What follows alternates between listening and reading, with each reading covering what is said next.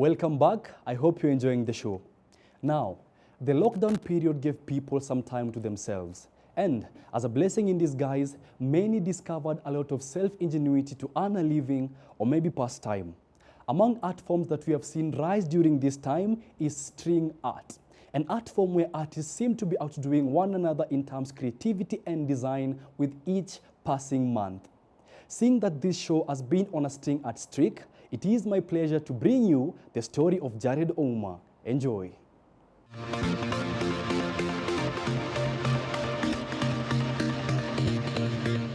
Jared Ouma is an IT student, a basketball player, and an astute string art artist, a skill he learned from a friend who had a vast experience in the art world. I did not go to school to learn it. It's a friend of mine, also my teammate, and he became like a brother to me.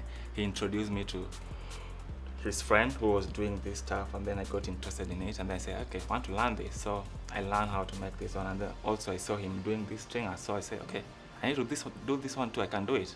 And then my first portrait, I started with this one. It was challenging, but I managed it. Jared cut his teeth in beadwork, and it was a lucrative business until he started having the desire to do more and improve his artistic side, and that's how string art idea came to be. Before I started making this string art, I used to make these beads.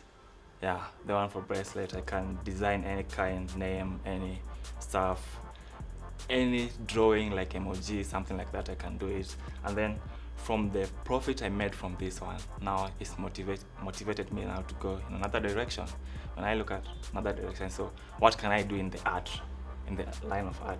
Then I come up with string art now. I look, but mine is totally different, just with nails, strings, and different color of strings. It depends with the type of design you want me to make for you.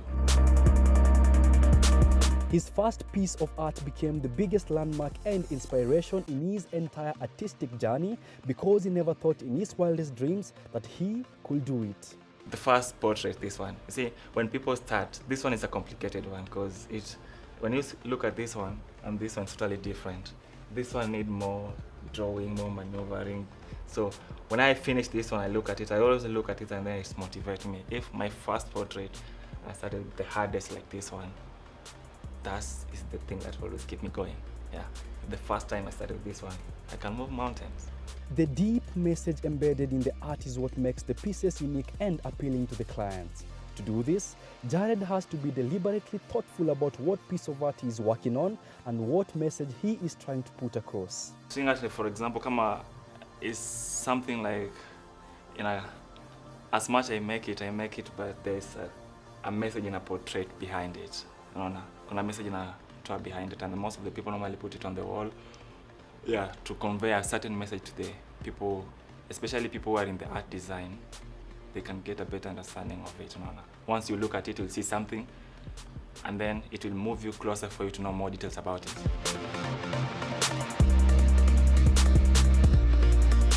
For example, I'll go with this one, like this one.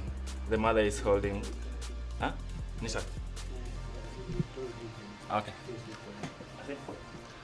For example, like this one. You see, this one is a mother is trying to hold a baby.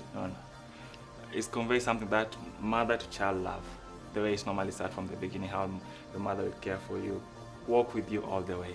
Like for example, in my case, the way my mom walked with me up to where I am right now. Quality is of essence. As such, having the right tools and materials for every new project he embarks on is non-negotiable. This not only makes it easier to produce the piece, but also to produce it the right way the first time. Let's say, for example, let's start with this one. This one, okay, you have to buy the board, and then the board you cannot buy a piece like this, you have to buy the big board. And then when you buy that big board, it goes with the different sizes, and also it depends on the type of nails you are going to use in that board. There are some certain nails if you use in that board, the board is going to crack. And then when you buy the board, you need now to clear the edges now, because it's normally sharp. Now you need to clear the edges. How are you going to clear the edges? You're going to use the sandpaper now to clear these edges, and so that it cannot be sharp. And then after that, you have now to paint it.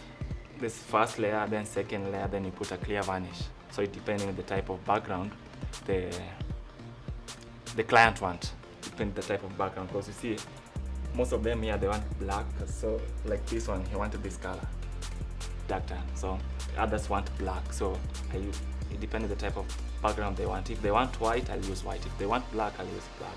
So it depends. Yeah. And also other people, they want me to put for them a cloth, just a piece of cloth. So it depends on the type of design the client wants.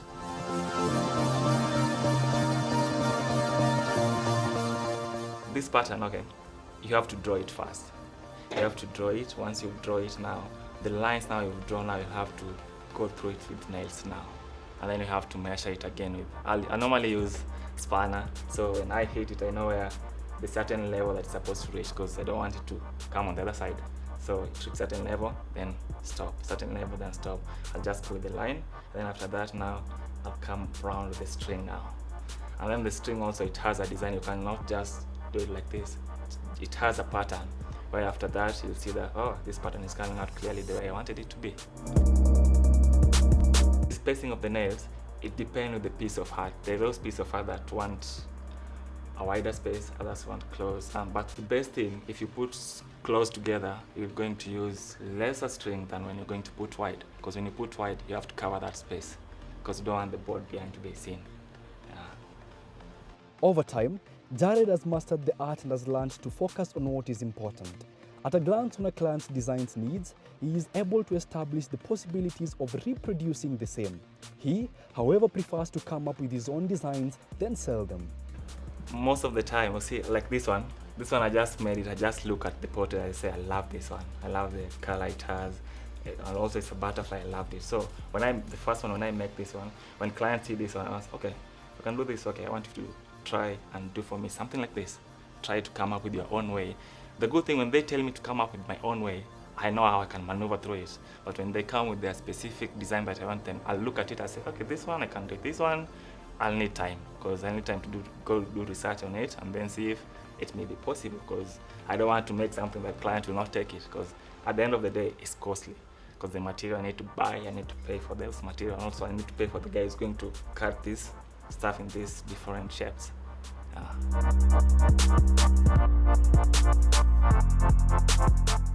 Creativity is the pinnacle of any art form and is what sets apart rookies from the pros.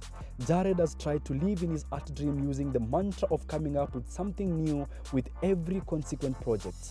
This, he admits, is not a walk in the park. Challenges come here, and now I'm in an urge to make something new, but I don't have the capability to make them due to the financial constraints that I have. Because right now, as much I've made I think like 10.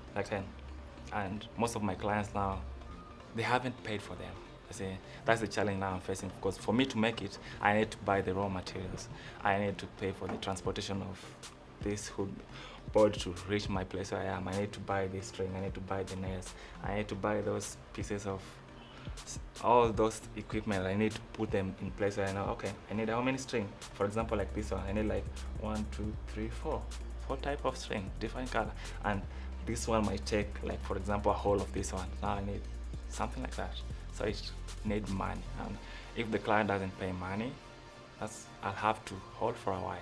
I'll have to wait. This thing is need patience. And if you are not patient with it, trust me, you're going to hit your nails, and then you're not going to like it. You need patience, you need that. You need for you to see the end game of it. Not when you're starting, you have to picture yourself, I'm looking at the end game, not at the first. Because when you look at the first part, if you're hitting the first nail and then you're supposed to reach here, say, hey, I can't reach there, and then that will demoralize you from making. So just need to picture the end picture in it. So as much as I do it, I normally picture the end game in my head. I say, oh, I'm reaching there. I remember there's a friend of mine saw me carrying this wood. I said, nowadays unafanya nini bana? Nini bana? And then, but at the end of back of my mind, I know what I'm doing. I know where I'm heading, because I already pictured the end game of it. So it doesn't matter how I look at when I'm carrying this. When I'm hitting my nails with those hammer, trying to make sure that the piece look like. At the end of the day, I'll see the final product of it. And then the funny part, that friend of mine, after I've done with this one, say, oh, that's a nice thing. And then she appreciated it. And I said, okay, good. Social media has been his greatest marketing tool, but the school has also been a ready market that he has explored since joining the university. I make it to make money, especially, most in Nazarene, most of the international students, when they come, especially from US, they love things like this. And most of my customers, they're from that line.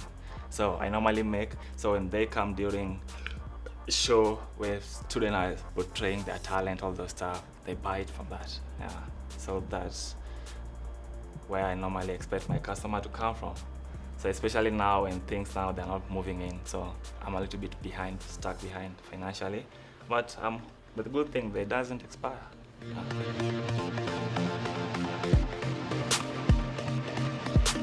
First, when client wants something, I'll show him what I've done.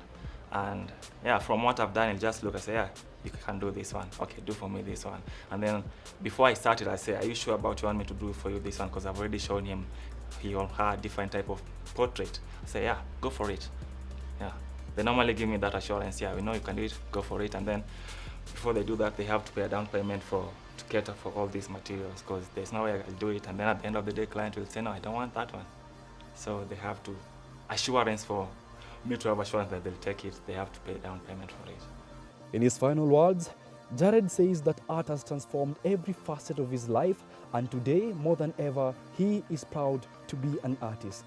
The only thing that I can say that it has changed my life, it has made me to think outside the box, things apart from, okay, we normally go to school to learn, to sharpen what we already have. So I'll just think outside the box, say, yeah, I need to do something apart from that one. I need to come up with new things, because this industry is more competitive. Every day someone is doing research about what am I going to put in the market?